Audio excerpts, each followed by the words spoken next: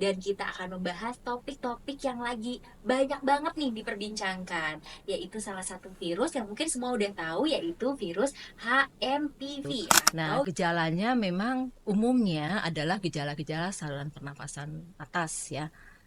Seperti tadi yang saya katakan, demam disertai dengan adanya gangguan respirasi itu bisa batuk, sakit menelan, lalu hidung tersumbat. kita mungkin ke dokter Basti, dok. Nih saya mau nanya, dok, gimana sih dok cara mendeteksinya nih, dok, kalau untuk virus HMPV ini, dok? Iya, terima kasih. Jadi memang untuk mendeteksi virus metapneumovirus ini ya. Jadi sama, jadi tidak berbeda dengan dengan virus-virus yang menyerang infeksi saluran pernapasan ya. Jadi Boleh tahu nggak sih, dok, kapan sih, dok, sebenarnya kita memeriksakan itu, dok? ya, jadi waktu yang terbaik adalah sebenarnya pada saat bergejala. Itu bisa bertambah berat sampai bisa terjadi gagal nafas. Memang bisa. Dok, sebenarnya virus ini sudah ada belum, dok, di Indonesia?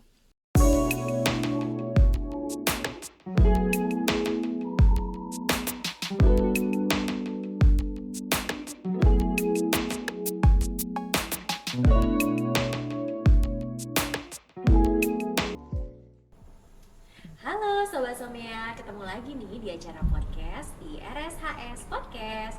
Tentunya kita akan membahas topik-topik kesehatan terkini dan bagaimana sih cara gaya hidup sehat itu. Dan kita akan membahas topik-topik yang lagi banyak banget nih diperbincangkan, yaitu salah satu virus yang mungkin semua udah tahu, yaitu virus HMPV atau yang biasa disebut dengan Human Metapneumovirus.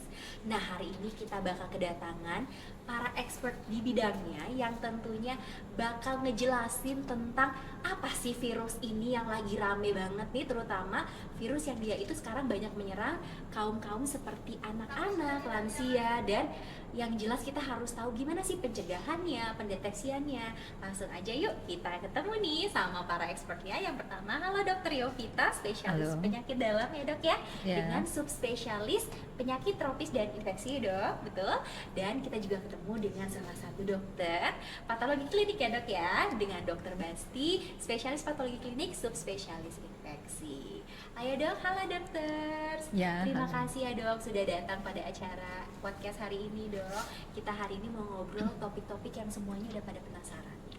Mungkin sebelum kita masuk topiknya, boleh nggak Dok perkenalan dulu, Dok? Oh ya. Ya, selamat pagi. Ya, selamat bertemu kembali di podcast RSAS. Saya Yovita Hartantri. Saya bekerja di Departemen Ilmu Penyakit Dalam di Divisi Infeksi dan Penyakit Tropik, dan kebetulan saya saat ini masih memegang ketua tim infeksi khusus di Rumah Sakit Hasan Sadikin. Terima kasih, Mbak. Jadi udah pasti expert tentang infeksi ya, Dok. Udah terbiasa ya Dok, ketemu ya, Dok. Sedikit-sedikit aja deh. Selanjutnya mungkin Dokter Basti bisa perkenalan dulu, Dok. Perkenalkan, saya Basti Andrioko, spesialis patologi klinik, subspesialis infeksi. Sehari-harinya saya bekerja di laboratorium, terutama di laboratorium biologi molekuler untuk pemeriksaan-pemeriksaan virus dan bakteri. Jadi Dokter Yovita dan Dokter Basti ini sudah terbiasa bertemu dengan pasien dan menangani berbagai macam infeksi ya, Dok. Terutama mungkin kalau di Hasan Sadikin sudah berbagai macam juga infeksi yang ditemui ya, Dok ya. Ya, gitu. Nah, sekarang kita kan mau membahas virus yang sedang ramai nih, Dok, diperbincangkan, yaitu virus HMPV, Dok. Boleh nggak sih Dok dijelasin apa sih Dok sebenarnya virus ini, kenapa sampai ramai banget nih, Dok? Ya, jadi kita lihat dalam 1 bulan terakhir ini ya, jadi virus HMPV atau Human Metapneumovirus ini meningkat dibandingkan dengan virus-virus influenza yang lain kelihatannya ya di China, sehingga merebak ke seluruh dunia informasi ini. Jadi virus ini dia kalau kita lihat dari namanya ya metapneumovirus ya, jadi dari genus metapneumovirus yang kita lihat kalau secara kita lihat dari keluarganya, family-nya itu adalah dari Pneumophyridae. Jadi sebenarnya hampir sama dengan virus RSV ya, jadi respiratory syncytial virus. Itu semua adalah virus RNA. Dan virus ini mungkin merebak karena gejalanya seperti influenza atau seperti COVID. Ya, jadi mungkin orang berpikir apakah ini COVID gitu ya. Jadi tapi kalau kita lihat dari susunan secara genomiknya mungkin ya, jadi itu berbeda gitu. Jadi mungkin itu mengenai virus HMPV. Berarti Ya. sebenarnya dia ini agak mirip sebenarnya dok ya dengan virus-virus lainnya ya, dok? Ya, agak mirip artinya dalam hal gejala ya. Gejala. Kalau kita lihat gejalanya agak mirip karena dia biasanya ditandai dengan kan dia menyebabkan gangguan atau infeksi pada saluran pernafasan atas. Tidak hanya atas, kadang-kadang juga sampai bawah, artinya sampai ke paru-paru ya. Biasanya kita temukan adalah infeksi saluran nafas atas yang sifatnya akut gitu ya. Jadi seperti COVID mirip, jadi gejalanya seperti ada batuk, sakit tenggorokan, lalu pilek atau hidung tersumbat gitu ya, lalu juga demam, biasanya ada demam. Jadi seperti itu gejalanya mirip dengan virus-virus yang lain. Hanya memang sebenarnya kalau kita lihat pada HMPV ini umumnya walaupun bisa kena ke seluruh usia, tapi umumnya biasanya pada anak-anak gitu.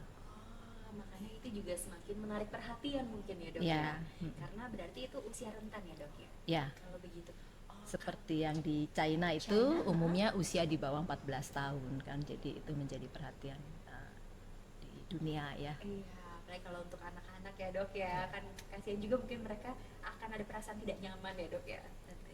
Nah kalau untuk penularannya nih dok, itu penularannya seperti apa sih dok? Apakah sama dengan yang lainnya? Ya, jadi kalau kita dulu udah belajar banyak ya tentang COVID saat pandemi, ya kita juga udah tahu penularannya hampir sama gitu ya, melalui droplet gitu ya. Jadi artinya bila seseorang sudah terinfeksi, dia batuk atau dia bersin. Nah, batuk atau bersin itu kan sering mengeluarkan sekret dari hidungnya gitu ya. Nah, itu bisa menularkan. Jadi droplet infection gitu.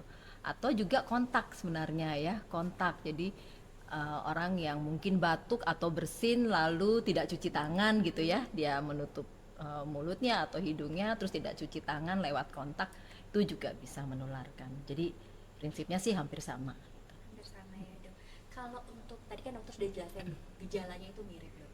Namun apakah ada gejala-gejala khusus yang berbeda dok? Dari flu-nya ada atau dari COVID gitu dok?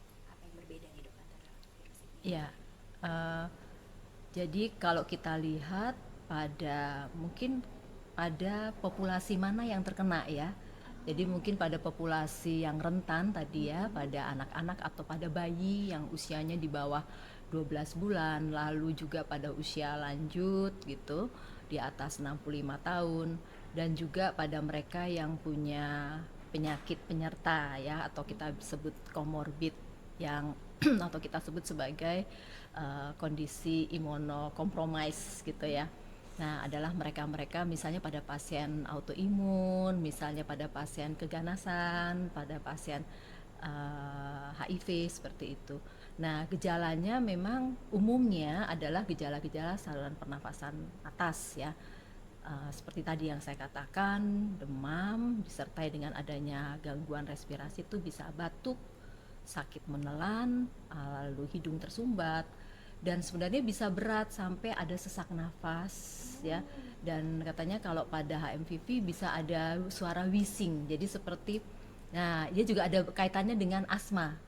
Kita tahu ya kalau asma kalau dia kambuh sering menyebabkan gejala sesak yang disertai suara mengik-ngik gitu. Dia sering juga disertai dengan adanya wheezing katanya. Lalu juga pada beberapa kasus katanya bisa juga menyebabkan infeksi di telinga. Iya, jadi bisa menyebabkan otitis media gitu, dan bahkan ada yang sampai ada yang berat bisa menyebabkan kejang katanya. Ya, itu. Nah, itu yang berat ya. Ya. Jadi tergantung dari tingkatnya juga mungkin ya dok ya. Tergantung dari ya tingkatnya, artinya ke siapa ya. Jadi kelompok yang rentan mungkin ya. Kelompok-kelompok yang rentan itu yang harus kita waspadai. Harus diwaspadai ya dok. Tapi kalau misalnya dia ada kondisi anak yang mungkin sehat, Anak sehat, iya. iya. Mungkin mungkin sebenarnya itu hanya seperti Sama. flu biasa mungkin ya dok Ya, ya. seperti flu musiman biasa Musiman aja. biasa. Seasonal influenza. Iya. Nah, sekarang mungkin ke dokter Basti dok. Nih saya mau nanya dok, gimana sih dok cara mendeteksinya nih dok kalau untuk virus IBV ini dok? Ya, terima kasih. Jadi memang untuk mendeteksi virus metapneumovirus ini ya, jadi sama, jadi tidak berbeda dengan dengan virus-virus yang menyerang infeksi saluran pernafasan ya. Jadi sama, apalagi kita sudah biasa dengan COVID ya mungkin ya. Iya. Jadi kalau gampangnya dibilang sama persis seperti waktu COVID kemarin. Jadi dari pengambilan spesimennya ya. Jadi untuk mendeteksinya biasanya kita lakukan apus nasofaring ya, yang di belakang itu yang dimasukin swab lewat hidung gitu ya, memang rasanya tidak nyaman ya, tapi itu adalah memang istilahnya adalah baku emas ya untuk mendapatkan spesimen-spesimen untuk mendeteksi virus-virus di saluran pernafasan. Jadi memang jadi sama persis dengan COVID dan influenza ya, itu sama, jadi diambil menggunakan swab masuk ke hidung untuk diambil nasofaringnya. Bisa juga spesimen-spesimen seperti apus tenggorokan, kemudian kalau yang mungkin tadi memang dia kondisinya berat, itu bisa diambil dari seperti dahak, itu juga bisa. Jadi istilahnya adalah spesimen-spesimen saluran pernafasan. Baik dok. Nah kalau untuk cara pemeriksaannya, apakah ada perbedaan ya dok? Tidak juga, jadi sama juga. Jadi untuk pemeriksaan metapneumovirus ini umumnya sih saat ini yang digunakan adalah berbasis molekuler. Jadi kalau zaman dulu mungkin kita kenal dengan istilah PCR ya. Oh, Ya, betul, jadi betul. pas zaman COVID itu kan PCR. Nah ini sama, juga dilakukan pemeriksaan PCR. Hanya saja memang di dunia juga ya. Jadi memang pemeriksaan metapneumovirus ini bukan hal yang rutin dilakukan, karena memang bukan merupakan virus yang menjadi apa ya, perhatian gitulah ya, concern. Jadi karena memang tadi seperti dikatakan Dokter Vita, memang kebanyakan sebenarnya bergejala ringan bahkan tidak bergejala. Jadi hanya pada pasien-pasien yang berat yang umumnya kita lakukan pemeriksaan, dan pemeriksaannya itu pun biasanya tidak khusus hanya untuk metapneumovirus. Jadi pemeriksaan-pemeriksaan sekarang yang dilakukan baik di luar negeri dan di kita juga ya, kita juga sudah punya kemampuan itu untuk pasien-pasien yang memang berat dan dicurigai terinfeksi virus pernapasan, itu biasanya kita periksakan panel virus namanya. Jadi sekali periksa, jadi kita ambil swabnya ya seperti biasa, atau kita ambil dahaknya gitu. Nah itu kita periksakan panel virus, jadi tidak hanya satu virus, tapi beberapa virus sekalian. Virus Jadi apa tuh dok? jadi biasanya yang rutin diperiksakan dalam panel itu ya, yang paling sering itu adalah masih COVID ya, kemudian influenza A atau influenza B. Itu yang biasanya umum sekali dilakukan. Nah, ada beberapa lagi pemeriksaan yang biasanya ditambahkan ya, itu seperti pemeriksaan yang tadi ya, RSV, respiratory syncytial virus, kemudian parainfluenza virus, kemudian rhinovirus, dan kemudian metapneumovirus itu. Wow, ternyata ini ya dok ya, kompleks ya untuk Iya. pemeriksaan itu sekarang bisa bermacam-macam ya dok. Iya. Boleh tahu nggak sih dok, kapan sih dok sebenarnya kita memeriksakan itu dok? Ya, jadi waktu yang terbaik adalah sebenarnya pada saat bergejala. Jadi biasanya kalau yang baiknya sekali itu adalah 3 hari saat gejala. Jadi hari pertama dan sampai dengan hari ketiga, hari pertama, hari kedua, hari ketiga saat gejala. Oh baik dok. Batasnya sih biasanya itu dalam seminggu. Biasanya kalau udah lebih dari seminggu, walaupun masih ada gejala-gejala sisa, itu biasanya sudah bisa memberikan hasil negatif. Oh, berarti itu harus kita nos juga ya dok ya. Kalau kita mau melakukan pemeriksaan, berarti yang terbaik itu pada saat bergejala 1-3 hari Iya, gitu ya, dok? betul. Nah kapan nih dok, dokter memutuskan untuk memilih pemeriksaan itu dok? Ya biasanya sih tergantung indikasi pasien juga. Biasanya yang diperiksakan adalah memang yang sakitnya mulai dari sedang kali ya. Biasanya kalau yang sangat ringan gitu, yang hanya butuh istirahat, itu biasanya memang tidak diperiksakan. Biasanya sih yang jelas, kalau yang udah datang ke poli ya, kalau yang rawat jalan dan menyembuhkan, biasanya yang sedang ya, yang agak sakit, apa istilahnya ya, sakit sedang tapi masih bisa dirumahkan gitu, itu juga biasanya sudah bisa diindikasikan untuk diperiksa. Dan terutama tentunya kalau yang rawat inap ya, Yang rawat yang inap sempat sudah membutuhkan rawat inap itu biasanya kita periksakan. Oke, baik. Terima kasih, Dok. Tadi kita udah tahu ya, Dok, masalah bagaimana sih sebenarnya virus ini. Mungkin sekarang kita tanya ke yang lebih berat lagi nih, Dok. Kalau pada virus ini, Dok, itu sebenarnya seberapa parah sih, Dok, untuk komplikasi-komplikasi yang bisa terjadi, Dok? Ya, jadi kan tadi kita udah sampaikan bahwa sebenarnya virus ini dia tidak berat ya, jadi umumnya ringan ya, bahkan tadi tidak bergejala gitu, umumnya ringan. Tapi memang pada kondisi tertentu dia bisa menyebabkan berat. Jadi awalnya yang hanya diinfeksi saluran pernapasan di bagian atas, terus kalau berat bisa sampai di paru-paru ya, jadi menyebabkan gejala sesak nafas yang hebat tadi.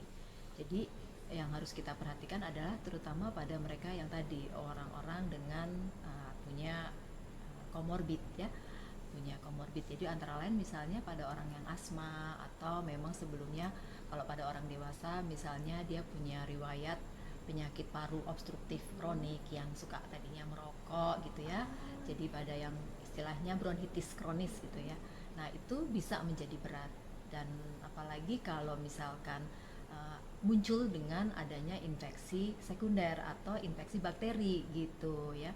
Jadi itu bisa bertambah berat sampai bisa terjadi gagal nafas. Memang bisa, tapi itu kasusnya sangat sedikit, dan itu memang tergantung dari hostnya ya, tergantung dari pasiennya apakah memang dia punya faktor komorbid atau tidak. Oke. Ini saya ke dokter Basti ya, Dok. Saya mau tanya nih, Dok, kalau misalnya tadi kan kita sudah dengar dari dokter Yovita bahwa gejalanya ini dari tidak ada gejala sampai yang lumayan berat mungkin ya, Dok, walaupun itu jarang. Berarti kalau dibandingkan nih, Dok, antara dua virus ini, Dok, antara COVID dengan virus HMPV ini, Dok, itu seperti apa? Mana yang lebih parah, Dok, kalau menurut dari dokter? Sebenarnya kalau kita bicara COVID yang mana dulu ya? Iya. Kalau COVID mungkin yang awal-awal Awal, dulu betul, ya, betul. yang apa, yang awal banget Awal ya, banget. itu kita tahu kan memang waktu itu apalagi Delta ya, mungkin Iya, rekan-rekan tahu itu memang itu sangat apa ya, angka mortalitasnya tinggi ya, angka kematiannya memang tinggi, jadi memang ganas gitulah ya virusnya. Nah kalau kita bandingkan, mungkin kita bandingkannya dengan yang sekarang ya, Iya. yang COVID yang zaman sekarang Omikron mungkin lah ya, kalau orang mungkin tahu itu mungkin sama gitulah, hampir sama lah ya. Jadi memang eh, tidak bergejala sampai ringan kebanyakan ya, hanya itu saja. Sampai sedang lah kalaupun itu jadi flu biasa, dan yang berat-berat memang pada pasien-pasien yang memiliki komorbid biasanya. Berarti Ya. kalau untuk penyebarannya, Dok, apakah ada salah satu virus yang jauh lebih heboh gitu, Dok, kalau untuk penyebarannya, atau sebenarnya hampir sama aja, Dok? Sebenarnya sih hampir sama, cuma memang untuk apa ya, secara literatur, secara penelitian kelihatannya memang masih lebih potensi menularkannya lebih tinggi yang COVID tetap. Ya, itu memang lebih mudah menular. Sedangkan kalau yang metapneumovirus ini memang penularannya agak lebih rendah ya. Jadi makanya di dunia juga datanya sebenarnya tidak banyak. Data apa epidemiologi untuk human metapneumovirus ini memang tidak banyak. Ya, jadi dan seasonal juga ya, lebih apa ya? Tergantung musim. Oh, musim. Tergantung musim itu juga. Iya. Jadi makanya memang kalau di laporan-laporan itu memang biasanya di musim-musim dingin ya. Di musim dingin biasanya. Jadi memang di antara Desember, mulai November kali ya, November sampai Februari itu yang memang peak-peaknya gitulah. Jadi memang akhirnya masuk ke seasonal flu. Jadi mungkin agak beda sama COVID ya. Beda. COVID kan mungkin lebih sepanjang Sepanjang tahun gitu. Ya. Itu berarti ada seperti pola virus ya, Dok? Ya. Seperti itu ya, Dok. Berarti kalau untuk yang HMPV ini sekitar musim dingin Ya. gitu ya, Dok. Itu mungkin yang agak sedikit membedakan ya, Dok, ya, kalau yang saya tangkap gitu. Wah, ini kita tambah lagi nih ilmunya hari ini ya, Dok, ya. Oke, nah mungkin sekarang kita lanjut ke pencegahannya, Dok. Gimana sih, Dok, untuk mencegah terjadinya HMPV ini, Dok? Ya, mencegah sebenarnya mungkin kita ingat lagi dulu ya, zaman pandemi kita tahu yang namanya apa, 3M sampai berapa M gitu ya. Ya, atau prinsipnya kita tahu sekarang ada istilah PHBS itu ya. Iya. Perilaku hidup bersih dan sehat ya, PHBS itu. Jadi yang utama adalah ya tadi perilaku hidup sehat, Artinya apa? Artinya kita menjaga atau bersih dulu lah ya, hidup bersih dan sehat. Kita lihat dari PHBS. Kalau bersih ya artinya kita harus apa itu? Cuci tangan gitu ya. Cuci tangan, lalu kita menjaga kebersihan itu tidak hanya di rumah atau di tempat kita bekerja, dimanapun kita berada harusnya ya. Artinya kalau kita berada dimanapun ya kita harus jaga kebersihan. Kemudian yang penting adalah cuma cuci tangan, karena kan tangan itu sangat vital tempat kita memasukkan makanan ke mulut kita atau apapun gitu ya. Jadi setelah melakukan aktivitas apapun ya kita harus sebenarnya mencuci tangan. Lalu juga pencegahan yang lain, karena penyakit ini kan droplet ya. Tadi kan selain kontak droplet ya kita harus menggunakan masker. Artinya mungkin kalau sekarang sudah tidak umum lagi ya orang pakai masker, bahkan kalau pakai masker malah disangka itu orang sakit ya, lagi flu ya. Sekarang memang yang pakai masker adalah orang yang sakit gitu ya. Jadi masker kalau kita merasa di badan kita tidak fit ya kita pakai masker, atau kalau kita dekat dengan orang yang sakit ya kita pakai masker misalnya gitu. Walaupun memang kan sekarang tidak ada keharusan menggunakan masker. Lalu yang lainnya ya hidup sehat yang lainnya, artinya selain kita menggunakan masker, cuci tangan, ya kita harus menjaga supaya badan kita selalu fit, makan makanan yang bergizi, lalu seimbang, teratur, hidup teratur, istirahat teratur gitu ya. Jadi misalnya kerjanya jangan berlebihan gitu. Ya prinsipnya itu sih, perilaku hidup sehat dan bersih dan sehat. Ya, berarti itu penyakit apapun sebenarnya kalau misalnya kita hidup sehat, kita hidup bersih, sebenarnya kita masih bisa mencegah terjadinya ya dok ya. Tapi kalau misalnya dok udah terlanjur nih dok, itu pengobatannya bagaimana? Nah, pengobatannya untuk virus ya, umumnya virus itu kan memang kita tahu sembuh sendiri sebenarnya ya, self-limited disease ya. Jadi juga HMPV ini sebenarnya belum ada obat yang spesifik, yang khusus untuk menyembuhkan virus ini ya. Jadi kalau kita baca di beberapa literatur, memang katanya seperti RSV sebenarnya dia mirip. Jadi ada peranan obat seperti antivirus ribavirin, tapi sebenarnya itu masih tahap penelitian di hewan ya. Jadi sebenarnya secara umum kalau untuk kita tanya apa sih pengobatan virus HMPV, ya pengobatannya simptomatik aja.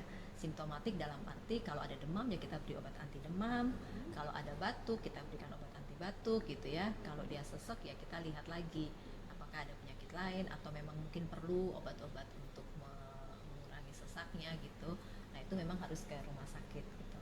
Jadi sifatnya simptomatik dan suportif. Suportif artinya ya makan makanan yang baik, yang cukup gitu. Jadi nggak ada yang khusus. Nggak ada yang khusus ya dok. Iya. Sekarang ke dokter Basti ya dok. Kalau kemarin COVID kan ramai ya dok, vaksin gitu dok. Nah kalau untuk virus HMPV ini ada nggak dok vaksin? Sampai sekarang belum ada. Belum ada. Iya. Berarti memang belum diberikan juga Iya. dok ya? Ya kembali lagi kepada jadi memang data di dunia memang tidak terlalu banyak, dan memang tadi potensi virus ini untuk menimbulkan pandemi ya mungkin berbeda dengan COVID dan influenza ya yang memang sudah ada vaksinnya, karena memang virus-virus itu memang berpotensi menimbulkan pandemi gitulah ya. Jadi makanya di virus vaksinnya memang sudah dikembangkan. Nah, untuk HMPV ini memang belum dikembangkan vaksinnya sampai dengan sekarang. Oh, belum ada. Kalau misalnya untuk kan selama ini juga ada virus influenza ya dok, seperti yang kita tahu. Apakah virus influenza perlu diberikan dok? Ya, jadi memang rekomendasinya untuk virus influenza ini sampai sebaiknya memang vaksin ya setahun sekali. Kalau 1 tahun sekali kalau vaksin influenza itu, karena memang influenza ini yang memang dianggap sampai sekarang ya berpotensi untuk menimbulkan pandemi, dan virus influenza itu memang mutasinya terus menerus ya. Tapi sih sampai sekarang alhamdulillah, mungkin kalau dulu pas zaman Covid kita kan buka-buka sejarah gitu ya, sejarah pandemi. Nah, yang memang punya sejarah panjang pandemi itu adalah virus influenza. Jadi mungkin dulu ada istilah pandemi Spanyol ya, Spanish flu ya. Nah, itu memang ada sejarahnya. Nah, dari situlah memang sampai sekarang dikembangkan vaksinnya. Jadi memang yang paling baik adalah divaksin ya, terutama untuk tadi golongan-golongan yang rentan, terutama jadi yang untuk geriatri, kemudian untuk anak-anak itu memang anjurkannya adalah setahun sekali untuk vaksin influenza. Berarti ini notes penting buat yang nonton, karena virus influenza itu nggak pernah berhenti ya dok rasanya ya dok. Jadi lebih baik setahun sekali setidaknya melakukan vaksinasi influenza ya dok. Berarti diulangi setiap tahunnya ya dok. Oke, terima kasih dok. Oke dok, sekarang nih kita menjawab pertanyaan-pertanyaan dari yang pada nonton dok, yang pada penasaran sama virus ini nih dok. Jadi yang mereka itu bertanya pertama nih dok, sebenarnya virus ini mematikan nggak sih dok? Ya, mematikan atau tidak tadi ya tergantung dari gejala yang ditimbulkan. Walaupun sebenarnya virus ini kan dia bergejala ringan, tapi pada kasus-kasus tertentu, pada orang-orang yang rentan, juga tadi pada orang-orang yang daya tahan tubuhnya lemah gitu, atau pada orang tua atau bayi atau anak-anak, nah itu bisa saja dia menimbulkan kematian. Tapi jangan beranggapan bahwa virus ini menyebabkan kematian ya, tidak. Tapi artinya ada hal-hal lain yang menyebabkan kematian ya. Jadi dia biasanya kita sebut sebagai kayak penyerta gitu. Jadi apabila misalnya pasien itu mengalami suatu infeksi bakteri, infeksi sekunder gitu ya, sehingga harus dilakukan yang menyebabkan gagal nafas, sehingga harus dilakukan pernafasan, bantuan pernapasan dengan ventilator seperti itu, bisa saja memang menimbulkan kematian, tapi angkanya sangat kecil. Ya memang kan kita tahu bahwa datanya tidak banyak ya, karena memang tidak, tadi katakan dokter Basti kan kita jarang melakukan, jadi kita juga tidak tahu pasti. Yang biasanya memang kematian itu seringkali disebabkan oleh infeksi sekundernya gitu. Jadi bukan dari infeksi primer. Bukan infeksi primernya, iya. Lalu yang kedua nih dok, kapan mereka harus ke rumah sakit dok? Ya, jadi tadi ya gejala-gejalanya itu kan sangat beragam sebenarnya ya. Jadi biasanya umumnya adalah pasien kalau dia sudah merasakan tidak mampu lagi, misalkan kondisinya lemah gitu ya, artinya dia tidak mau makan, sehingga itu juga dengan adanya demam itu menimbulkan dehidrasi gitu ya. Karena biasanya kalau orang yang batuk, sakit menelan, tentunya akan ada gangguan dalam asupan makanan. Jadi mungkin ya akan terjadi dehidrasi karena ada demam juga. Nah, itu harus dirawat. Atau memang dia butuh karena dia sesak ya, sehingga butuh alat bantu nafas artinya, atau butuh oksigen gitu. Dan pada mereka yang terutama adalah pada anak-anak tadi, pada kelompok-kelompok rentan itu, pada anak-anak atau pada orang tua atau orang yang punya komorbid, lalu juga yang punya penyakit dasar seperti asma, PPOK, penyakit bronkitis kronis. Nah, itu mereka perlu perawatan. Ya. Lanjutannya pertanyaan terakhir nih dok buat dokter Basti dok. Sebenarnya virus ini sudah ada belum dok di Indonesia? Ya, jadi memang itu sering ini ya, sering dimunculkan ya, seolah-olah virus ini virus baru gitu ya, padahal kembali lagi ini adalah sebenarnya virus yang sudah lama bersirkuler ya, bukan hanya di luar negeri tapi di kita juga. Jadi virus ini sebenarnya sudah lama ada di seluruh dunia. Jadi kalau ditanya sudah ada atau belum, ada, dan beberapa laporan memang sudah menemukan gitu ya. Tapi ya karena memang ini sudah sirkuler dan case fatality-nya setahu saya sih tidak ada ya, belum, tidak ada untungnya. Dan kalaupun ada ya kembali lagi tadi ya, mungkin dia punya komorbid atau faktor risiko yang lain. Jadi ya sudah ada karena itu memang sirkuler, sehari-hari ada di kita. Baik dok, terima kasih banyak ya dok. Hari ini pasti semua setuju kalau kita mendapatkan ilmu yang sangat luar biasa, kita mendapatkan insight-insight baru dok. Jadi mungkin yang di rumah yang tadinya khawatir ya dok, mungkin kayak aduh ini COVID lagi nih, serem pandemi lagi mungkin ya dok. Mungkin di sini bisa dirubah mindsetnya juga ya dok. Kita benar-benar tahu bahwa virus ini seperti apa, kemudian bagaimana cara pencegahannya. Nah, tapi sebelum kita tutup nih dok, boleh dong dokter kasih closing statement dulu buat pendengar yang ada di rumah dok. Ya, jadi sebenarnya yang perlu digarisbawahi adalah tetap waspada, tapi tidak usah panik gitu ya. Jadi artinya karena kita berada saat ini di ujung tahun itu dan awal tahun ini adalah musim penghujan dan mungkin di luar adalah musim dingin, sehingga tentunya akan meningkat jumlah kasus influenza ya, dan juga yang kita tahu saat ini adalah HMPV ini. Tapi kita tahu bersama tadi bahwa virus ini sebenarnya dia hanya menyebabkan gejala ringan, seperti gejala influenza biasa, influenza musiman, sehingga ya kalau kita terkena ya harus cepat berobat lah ya. Artinya tidak harus dirawat. Kita lihat kalau kondisi kita masih kuat ya tidak perlu dirawat, cukup di rumah istirahat yang penting. Dan yang terutama juga adalah kalau misalkan ini terjadi pada orang tua atau pada orang yang punya komorbid ya mungkin sebaiknya divaksin ya. Jadi tadi kita sudah punya vaksin influenza dan vaksin pneumonia kita juga punya ya.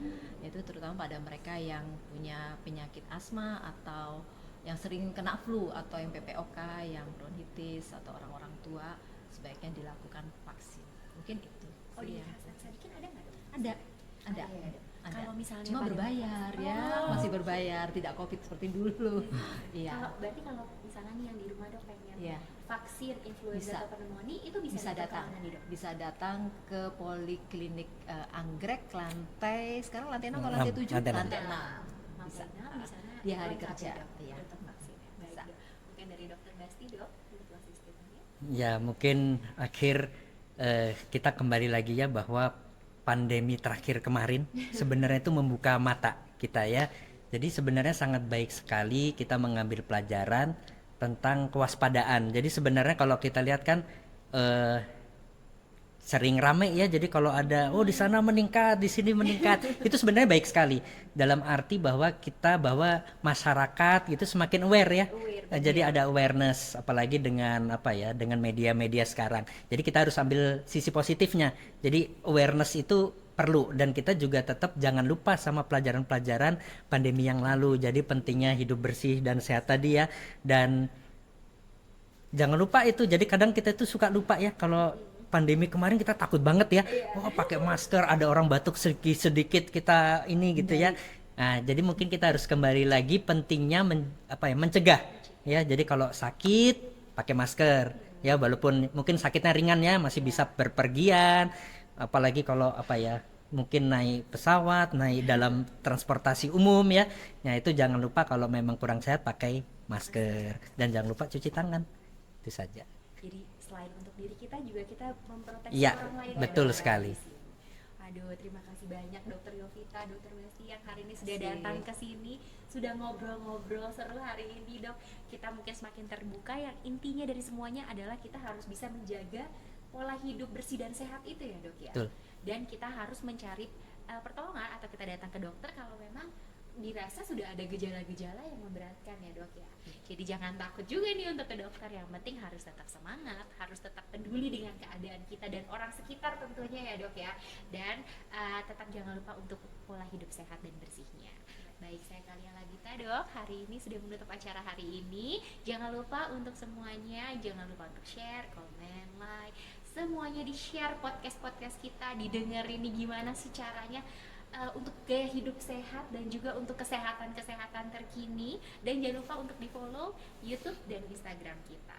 Sampai ketemu di acara selanjutnya. Boleh langsung komen atau misalnya boleh langsung DM kita kalau pengen ngundang siapa nih atau bahasan apa nih yang akan dibahas. Sampai ketemu di lain waktu. Terima kasih Dokter Yovita, Dokter Terima Basti. Terima kasih.